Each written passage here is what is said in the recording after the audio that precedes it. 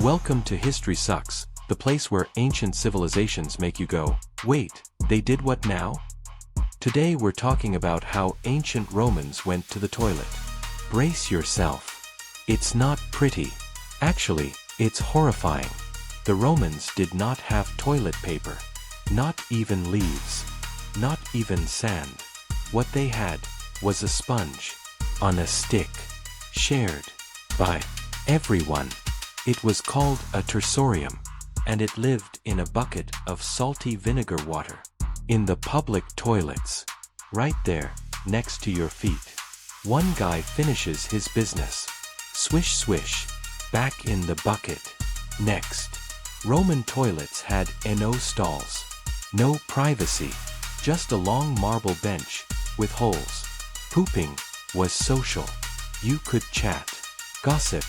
Debate the Senate. And right there, in front of everyone, you reached for the sponge of destiny.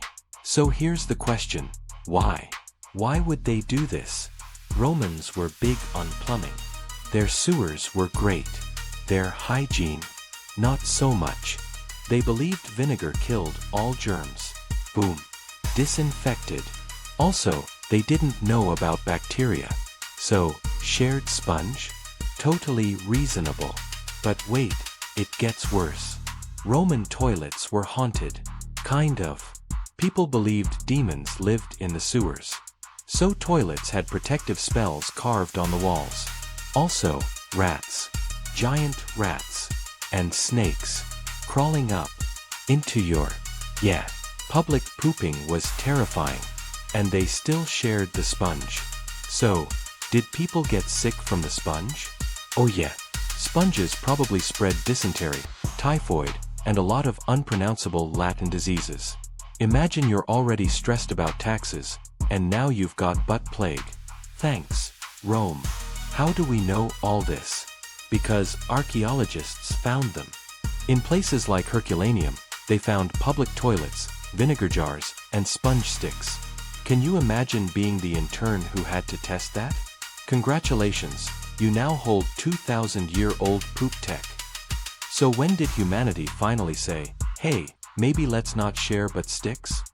Slowly, very slowly, toilet paper showed up in 6th century China, Europe, 1,200 years later. So yeah, Rome had aqueducts, heated floors, and poop sponges. Next time you complain about thin toilet paper, just remember, one hole, one sponge, one empire. The Romans weren't alone. Other ancient cultures had weird wipe habits too. Ancient Greeks used stones. Smooth ones.